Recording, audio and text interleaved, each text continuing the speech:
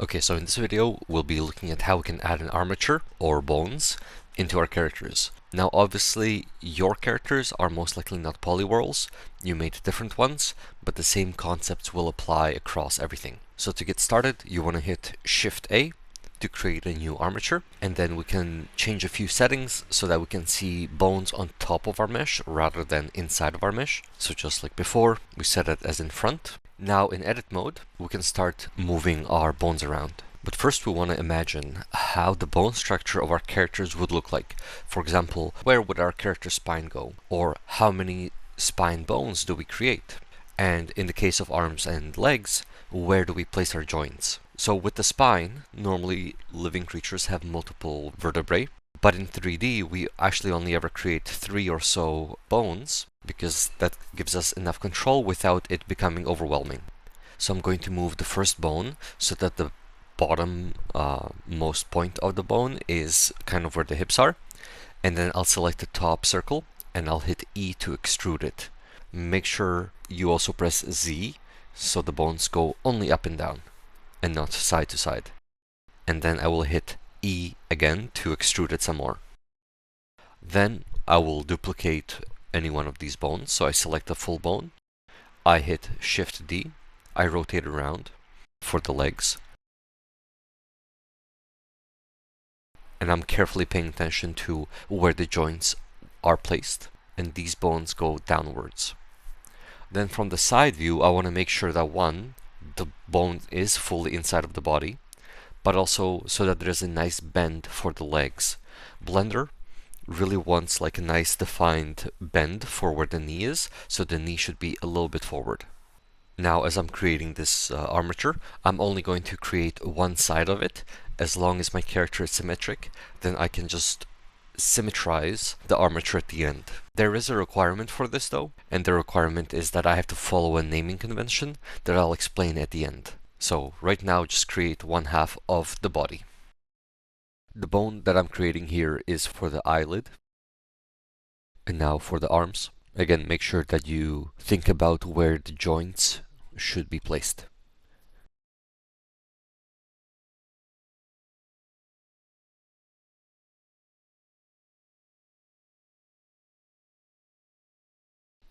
And finally for the eyeball. The bone needs to be placed precisely. So I'll just duplicate one right now. I'll move it semi into position, but I will actually use a few shortcuts to fully align it, because I want the center point of my rotation to happen at the exact middle of my eyeball.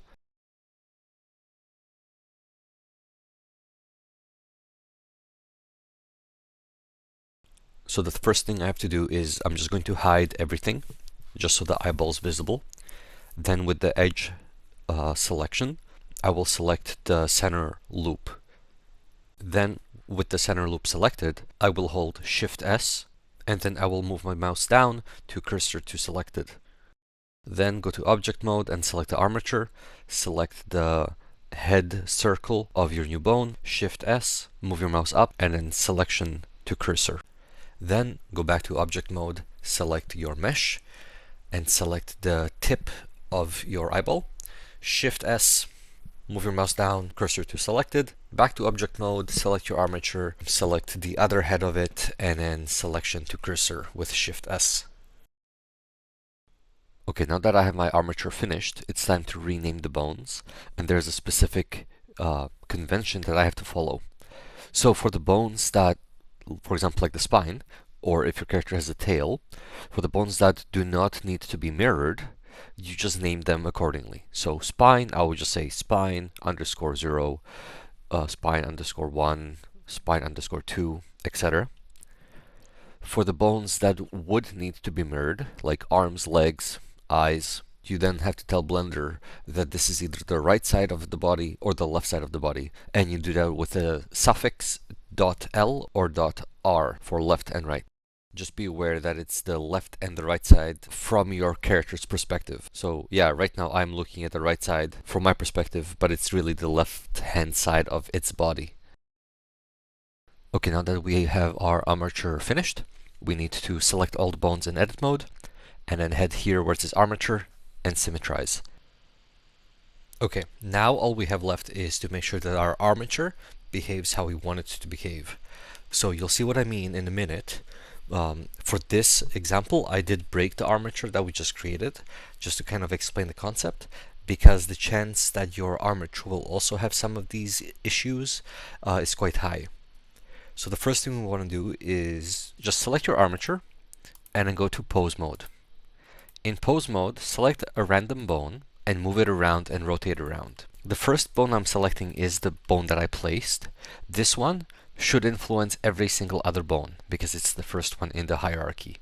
Then I'll go to the next one, and as I've moved the next bone, I'm making sure that the behavior of the rest of the bones is how I expect it to be. So here I'm moving spine underscore 1, and in real life, if your spine moves left and right, your legs don't move. But in my example, the left leg does move.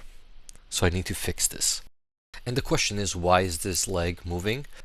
And that is because the parent of this leg is a bone that is a child of the spine. And you know what the parent of this leg is. If you select the leg, you can see this dotted line. The parent of this leg is actually this arm. So it's the rotation of this arm that influences this, which shouldn't, right? Just because he moves his arm doesn't mean that his leg should move. But obviously, if you do move your arm, your hand should also move. So this is fine, because the movement of the shoulder should influence the movement of your forearm and the movement of your hand, but it should not influence the movement of your leg. The way you fix this is you have to say, okay, so you select your leg, and then you shift select what you want the parent of that to be. So I want the parent of this leg to be the hip. Then I'll go out of pose mode, I go to edit mode, and I hit Control P, and I hit keep offset. So now, back to pose mode, I can play around with it. I'm moving the spine, so that's fixed, that's all good, right? The arm no longer controls this leg.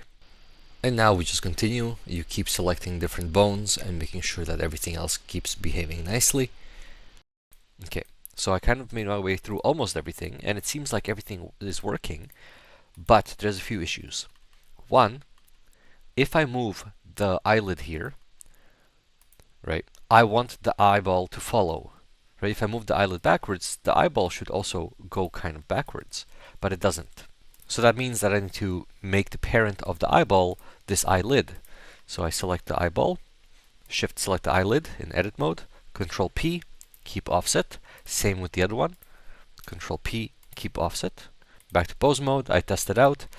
Is everything working how I want it to work? Yeah, it seems like it is. And I still have control over the eyeball. If I want to just move just the eyeball, I can still move it. Okay, at the current stage, there is still one issue that is remaining here. I will briefly show it to you, but I will not fix it. The whole point of me saying like, hey, there is an issue, but we don't see it right now, is to prove the point that we don't have to necessarily get it all correct at this stage. We will be able to come back to this and fix up the parents of the bones eventually later anyway. But to show you what the issue is, I'm just going to quickly weight paint this with automatic weight paints. And now if I start rotating things around, it seems like things do work nicely.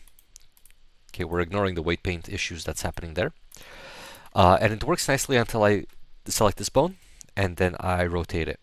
So what's happening here is that really this eyelid, it's parented to this bone, which, yeah, that works. I move it back, eyelids also move back, but it's not parented to this bone. So really, this eyelid should have been, both of those eyelids should have been parented to this one. But anyway, that's it for this video. In the next video, we'll look at weight painting, and then at the end of that video, we'll be able to actually make sure that all of the parents of the bones work how we want them to work.